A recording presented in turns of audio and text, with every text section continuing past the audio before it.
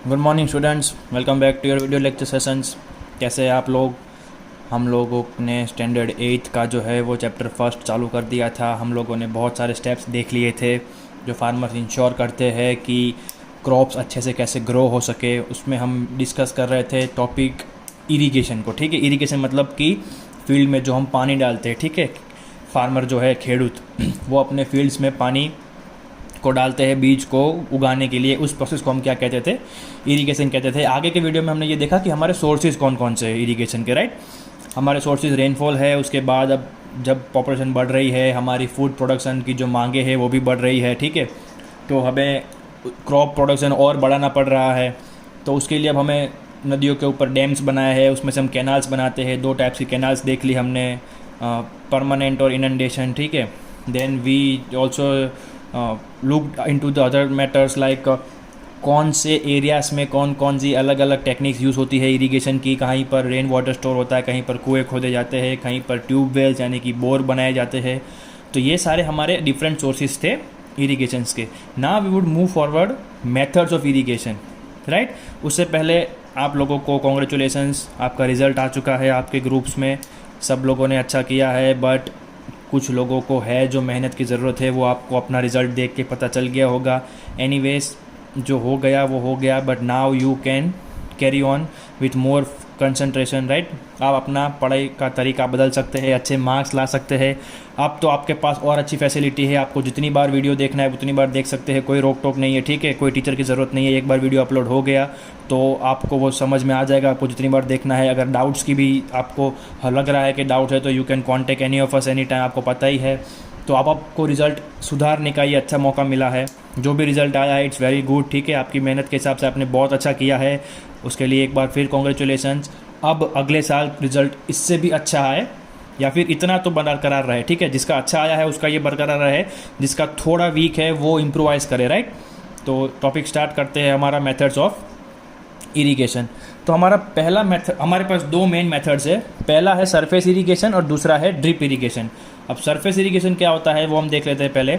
तो the mode in which water is allowed to run over field is called surface irrigation. ठीक है, क्या होता है, नाम से पता चल जाता है हमको कि सरफेस मतलब कि ऊपर की ज़मीन, राइट, ऊपर का सरफेस। अब उसके ऊपर जब हम पानी को फ्लो होने देंगे, हम उसको बहने देंगे हमारी फील्ड्स में, तो उसे हम क्या कहेंगे? सरफेस इरिगेशन कहेंगे। मतलब कि हम लोग जो अभी नॉर्मली कर रहे हैं, पानी आता है तो एक जगह से हम पानी छोड़ देते हैं, वहीं से पूरा फील्ड में पानी आ जाता है। इसे हम क्या कहते हैं? सरफेस इरिगेशन कहते हैं। अब सरफेस इरिगेशन के अंदर दो अलग टाइप है। पहला है फुरो और दूसरा है बेसिन, राइट। फुरो देख लेते क्या होता है। Crops are planted on ridges and water is allowed to pass between them.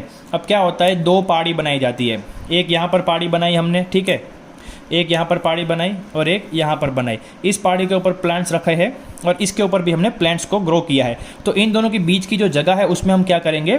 पानी को फ्लो होने देंगे। मतलब कि ये दोनों साइड मिलता रहेगा। Got it.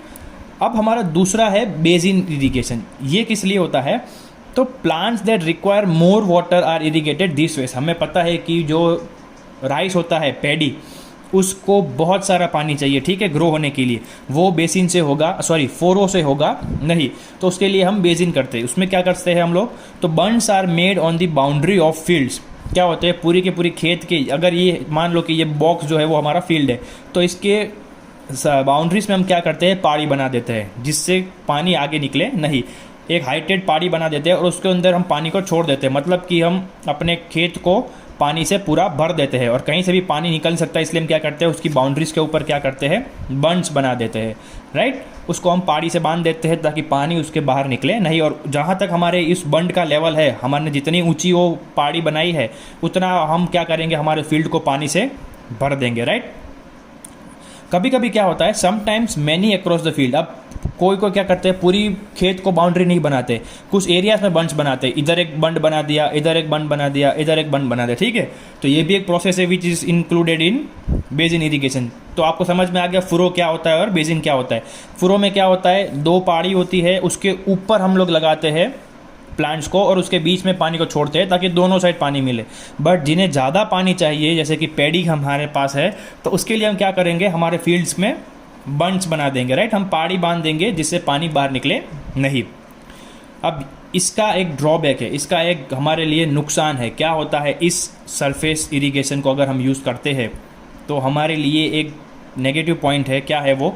A lot of water is wasted in this process due to evaporation. See, अब हमारे पास पानी का बहुत शॉर्टेज है, राइट। वाटर क्राइसिस हमारी कंट्री जो है वो डे बाय डे फेस कर रही है। हम चाहे जितने भी डैम्स बना ले, जितने भी कैनल्स बना ले, बट वाटर शॉर्टेज जो है वो हमारे लिए एक मेजर प्रॉब्लम रहा है। तो ऐसी सिचुएशन में भी खेती करना इट्स इंपॉर्टेंट, बट पानी को बचाना भी उतना ही इंपॉर्टेंट हो जाता है। तो उस टाइम पे हम क्या करना चाहिए? ऐसी प्रोसेसेस को हमें कम यूज़ करना चाहिए। क्यों? क्योंकि ये देखो, lot of water is wasted in this process due to evaporation. Evaporation हमें पता है क्या होता है, हमने लास्ट 2-3 स्टैंडर्ड्स में पढ़ा है, 5th 6th 7th में, कि भाई इवापरेशन मतलब पानी को गर्म करते हैं और वो वाटर वेपर के रूप में उड़ जाता है, राइट। तो खेत में सनलाइट होती है पूरे दिन भर, तो पानी हमने जितना भर के रखा है इधर और इधर, right, in both of this processes, क्या होगा, पानी जो है वो भरा रहेगा तो नीचे उतरेगा उतना अच्छा है हमारे लिए। बट हमें पता है कि सारा का सारा पानी जो है वो ज़मीन के अंदर नहीं उतरेगा। हमारे प्लांट्स को सारा पानी जो इतना हम दे रहे हैं उतना मिलेगा नहीं, क्योंकि आधे से ज़्यादा पानी क्या हो जाएगा, इवापरेट होके निकल जाएगा। तो ये हमारे लिए is not in good sign. हमारे लिए ये बुरी बात है कि इतना सारा पानी हमारे पास से वेस्ट हो रहा है। तो हम उसके बदले में क्या कर सकते हैं? तो सरफेस इरिगेशन के बाद हमारा दूसरा टॉपिक था ड्रिप इरिगेशन। ड्रिप इरिगेशन आपको पता है, पढ़ने से पहले मैं आपको एग्जांपल दे दूंगा तो आपको समझ में आ जाएगा। हमारी स्कूल में जितने भी प्लांट्स है, हम लोग असेंबली जहाँ करते हैं उसके दोनों स्टेज के right and left side garden जैसा है, वहाँ पर ब्लैक पाइप्स रखे हुए हैं जिसमें से पानी के छोटे छोटे फुहारे निकलते रहते हैं। That is called drip irrigation, ठीक है। हॉस्टल के साइड भी जहाँ पर दोनों साइड हमारे गार्डन्स है, और फिर पार्किंग का एरिया जो एरिया है हमारा, जो स्कूल का मेन एंट्रेंस है, दोनों साइड जो प्लांट्स लगे हुए वहाँ पर भी एक ब्लैक लाइन है जहाँ पर क्या होता है, पानी निकलता है। ड्रिप, उसे क्या बोलेंगे हम? ड्रिप इरिगेशन बोलेंगे। ये था, मैंने आपको कॉन्सेप्ट समझा दिया, आपको एक जस्ट रफ स्केच दिया है कि ड्रिप इरिगेशन क्या होता है, जिससे आपको समझ में ईजिली आ जाए। अब हम देख लेते हैं कि ये काम कैसे करता है। तो it is used instead of surface irrigation, right. हम लोग क्यों यूज़ करते हैं ड्रिप इरिगेशन को? हम सरफेस इरिगेशन को नहीं करना है, इसीलिए उसके चॉइस या फिर उसके ऑप्शन में या फिर उसके इंस्टेड में क्या करते हैं, ड्रिप इरिगेशन यूज़ करते हैं। हमें पानी को बचाना है, राइट। सरफेस इरिगेशन में ज़्यादा पानी वेस्ट होता था, ड्रिप इरिगेशन में पानी वेस्ट होगा नहीं। कैसे नहीं होगा? तो it involves pipes fitted with small tubes called emitters. आप सबने देखा है हमारे स्कूल में जो ब्लैक कलर के पाइप्स है, वो एक राइट इंटरवल पे एक ब्लैक कलर का पाइप बाहर निकलता है जिसमें छोटे छोटे होल्स होते हैं, और रेगुलर इंटरवल पे वहाँ से पानी बाहर निकलता रहता है। तो जब टाइम आएगा तब पानी निकलेगा, फिर बंद हो जाएगा, फिर वापस जब थोड़ा टाइम आएगा तो पानी निकलेगा, फिर बंद हो जाएगा। इससे क्या होगा, प्लांट्स को अलग अलग इंटरवल्स पे मात्रा जितनी उनको चाहिए, इनसफिशिएंट क्वांटिटी, उनको पानी मिलता रहेगा। और जो सरफेस इरिगेशन में पानी जो पड़ा हुआ था पूरे खेत में, जो वेस्ट हो रहा था, वो सिनेरियो यहाँ पर क्रिएट होगा नहीं, राइट। तो हमारे लिए ड्रिप इरिगेशन ज़्यादा कन्वीनियंट है, ठीक है। पानी वेस्ट नहीं होगा, प्लांट्स को पानी इनफ क्वांटिटी में मिल जाएगा, तो इससे अच्छा हमारे लिए और कुछ हो सकता नहीं है। अब इन दोनों के अलावा we have one more technique और प्रोसेस ऑफ वाटर इरिगेशन। क्या है वो आगे देखते हैं। तो बच्चों, हमारा नेक्स्ट टॉपिक जो है वो इरिगेशन का है, स्प्रिंकलर इरिगेशन।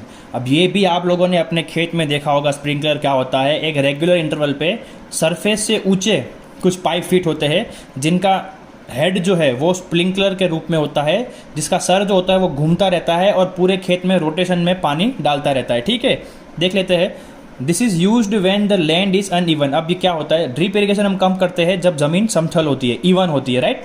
अब स्प्रिंकलर हम कब करते हैं, जब हमारे खेत की ज़मीन जो है वो अनइवन रहती है, तब हम क्या यूज़ करते हैं, स्प्रिंकलर यूज़ करते हैं, ठीक है। तो इसमें क्या होता है, less water is wasted in this process, ठीक है। लाइक ड्रिप इरिगेशन, यहाँ पर भी पानी कम यूज़ होता है, जो हमारे लिए अच्छा है। फिर है pipes fitted with sprinkler are spread over the field.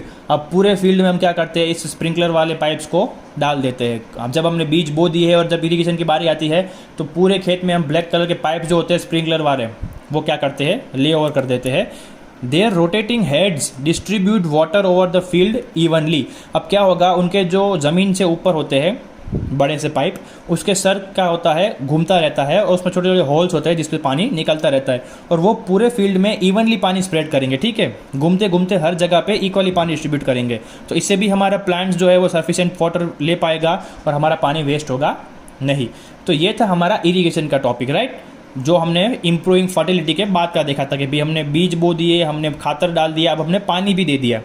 अब हमारा नेक्स्ट टॉपिक जो है वो है क्रॉप प्रोटेक्शन, कि भाई अब प्लांट्स ग्रो हो रहे हैं, हमने पानी और खातर दोनों दे दिया, अब उनको प्रोटेक्ट भी करना होता है, ठीक है। तो किससे प्रोटेक्ट करना है ये आपको दिमाग में आया होगा, तो देख लेते हैं। To protect crops from disease, pest and weeds, हमें 3 चीज़ों से प्रोटेक्ट करना है हमारे प्लांट्स को। जो कौन कौन सी है? डिजीज़, मतलब कि अगर कोई बीमारी नहीं फैलती उसके लिए हमें ध्यान रखना है। पेस्ट मतलब कि कोई रोडेंट्स, चूहे हैं, ठीक है, फिर सांप है, या फिर कोई भी ऐसे पेस्ट जो हमारे क्रॉप्स को खा जाए उगने से टाइम पे या फिर उगने से पहले ही, राइट। ऐसे पेस्ट्स को भी हमें क्या करना है? कंट्रोल करना है। और वीड्स, वीड्स क्या होते हैं? तो वो प्लांट्स जो हमें नहीं चाहिए फिर भी हमारे खेत में ग्रो हो रहे हैं, राइट। ऐसा होता है कि हमने भाई खेत में गेहूँ डाला है, तो कभी कभी आप देखोगे कि बाउंड्री पे या कुछ पार्ट में गेहूँ के अलावा कुछ और प्लांट्स ग्रो हो रहे हैं, ठीक है, उन्हें भी निकालना होता है। अब आप ऐसा समझेंगे कि सर वो भी तो प्लांट ही है, ग्रीन कलर का आपने बताया था, प्लांट जो है वो अच्छे होते हैं, ऑक्सीजन निकालते हैं, तो उसको निकालना क्यों है? तो वो हम आगे डिस्कस करते हैं। इसका भी एक रीज़न है, उसे निकालने का क्या रीज़न होता है, क्या कारण होता है, वो अगर देख लेते हैं। तो पहले वीड्स के बारे में पढ़ते हैं। तो रिमूविंग वीड्स क्या होता है? अनवांटेड क्रॉप्स और plants in field are called weeds. जैसे मैंने हमने अभी बताया कि क्या होता है जब हम प्लांट्स को ग्रो करते हैं, तो जो क्रॉप हमने ग्रो किया है उसके अलावा जो फील्ड में हमें पाए जाते हैं उस प्लांट्स को क्या बोलेंगे? वीड्स बोलेंगे। अब उसे निकालने की बात थी, तो इसे निकालना क्यों है वो देख लेते हैं। तो दे compete with crops for water, nutrients and sunlight. क्या करेंगे वो? हमने जो हमारे फील्ड में क्रॉप्स को ग्रो होने के लिए डाला है उसके साथ कॉम्पिटिशन करेंगे। किन चीज़ों के लिए? पानी के लिए, न्यूट्रिएंट्स के लिए और सनलाइट के लिए। मतलब कि हमारे क्रॉप्स को ठीक से ना पानी मिल पाएगा, ना न्यूट्रिएंट्स मिल पाएगा, ना सनलाइट मिल पाएगी, ठीक है। और वो हमारे खाने के कोई काम भी नहीं आएगा। वीड्स को हम खाते नहीं है, फिर भी इतना सारा वाटर, न्यूट्रिएंट्स वो ले लेते हैं। और जो चीज़ हमने खाने के लिए ग्रो की है, हमने जो बीज डाले हैं, उसे कुछ मिल पाएगा नहीं। अब उसे निकालना क्यों होता है वो हमने देख लिया। अब कैसे निकालते हैं वो देख लेते हैं। तो they can be removed manually. क्या हो सकता है? उन्हें आप मैन्युअली निकाल सकते हो, हाथ से। पूरे खेत में आपको घूमना पड़ेगा, आपको पता होना चाहिए कि ये जो प्लांट है वो वीड है, उसे निकालना है। ये प्लांट जो है वो हमने ग्रो किया था, इसे नहीं निकालना है। तो ये बहुत ही हार्ड और हेक्टिक वर्क है, ठीक है। आपको पूरा दिन फील्ड में घूमना पड़ता है, हाथ से निकालना होता है। बाय इक्विपमेंट, ठीक है, हम किसी मशीन को यूज़ कर सकते हैं, जैसे कि फावड़ा, राइट, हो, वी कैन यूज़ दैट। हम लोग उससे क्या करेंगे? उतनी ज़मीन को जहाँ पर ये वीड उगा है उसको हम खोद देंगे। उसके अलावा हम एक और टेक्निक यूज़ कर सकते हैं, बाय स्प्रेइंग केमिकल्स, ठीक है। हम जो दवा छांटते हैं वो 2 प्रोसेस के लिए छांटते हैं। पहले है उसको डिजीज़ ना हो, जो हम आगे के टॉपिक्स में डिस्कस करेंगे। अभी हम लोग केमिकल्स डाल रहे हैं, क्यों? क्योंकि हमें वीड्स को ग्रो होने से बचना है। तो ऐसे केमिकल्स को क्या बोलेंगे? वीडीसाइड्स बोलेंगे। क्या बोलेंगे? Weedicides, right. तो ये हमारी तीसरी टेक्निक है हमारे फील्ड में वीड्स को ग्रो होने से बचने के लिए। फिर removing weeds from field is called weeding. Weeds को निकालने के प्रोसेस को क्या कहेंगे? हम वीडिंग कहेंगे। जैसे ज़मीन को खेती के टाइम पे तैयार करते हैं, उसे हम क्या बोलते हैं? प्लोइंग बोलते हैं, टिलिंग बोलते हैं, या फिर लेवलिंग भी बोलते हैं। उसके बाद हमने क्रॉप फर्टिलिटी इंप्रूव की थी फर्टिलाइजर ऐड करके। उसके बाद हमने क्या देखा था? सोइंग देखा था। बीज को सो करना यानी सोइंग, तो मतलब वीड्स को निकालना मतलब वीडिंग। सोइंग के बाद हमने क्या देखा था? Improving fertility, right. उसके बाद हमने इरिगेशन। उसके बाद अभी हम क्या देख रहे हैं? Crop protection. अभी हमने क्रॉप प्रोटेक्शन में वीड्स को देख लिया है। अब आगे के टॉपिक में हम जब वीडियो में मिलेंगे तब डिस्कस करेंगे कि पेस्ट और डिजीज़, इन दोनों से हमारे फील्ड्स को कैसे हम बचा सकते हैं, राइट। इसके साथ यहीं आज का ये वीडियो लेक्चर सेशन ख़त्म करते हैं। ज़्यादा हेक्टिक नहीं होना चाहिए, बट मैं शॉर्ट टॉपिक्स लेके आपको पढ़ा रहा हूँ, ज़्यादा लोड नहीं दे रहा हूँ। इसका ये मतलब नहीं कि आप पढ़ेंगे नहीं। प्लीज़ पढ़ते रहिए। आपका रिजल्ट आ चुका है, आपको पता है कि कहाँ पर मेहनत करनी है, कहाँ पर नहीं करनी है, कितना पढ़ना है, कितना नहीं पढ़ना है, राइट। तो पढ़ते रहिएगा। और आपको ये भी एक इन्फॉर्मेशन मिली है वाइस प्रिंसिपल सर के थ्रू ग्रुप में कि आप जो होमवर्क करते हैं उसकी PDF बना के आपको रेस्पेक्टिव सब्जेक्ट टीचर्स को भेजनी है, जो आपको मंडे से स्टार्ट करना होगा। कि आपने जितना होमवर्क किया है कि नहीं, वो हमें कैसे पता चलेगा? अगर PDF बनानी नहीं आती है तो आप YouTube में ट्यूटोरियल देख सकते हैं। एप्लीकेशन होती है, उसमें आपको फ़ोटो बहुत सारे लेके एक कंबाइंड फाइल बना देनी है, राइट। और आपके टीचर्स को सेंड कर देना है। अगर आप इंडिविजुअल फ़ोटो भेजेंगे तो एक सब्जेक्ट एक होमवर्क के 4-5 फ़ोटो होंगे, ऐसे एक सब्जेक्ट के 15-20 फ़ोटो हो जाएंगे, तो वो देखने के लिए मुश्किल होगी, राइट। क्योंकि एक क्लास में मैक्सिमम 35 to 40 स्टूडेंट्स है, तो पूरा टाइम उसमें बिगड़ जाएगा।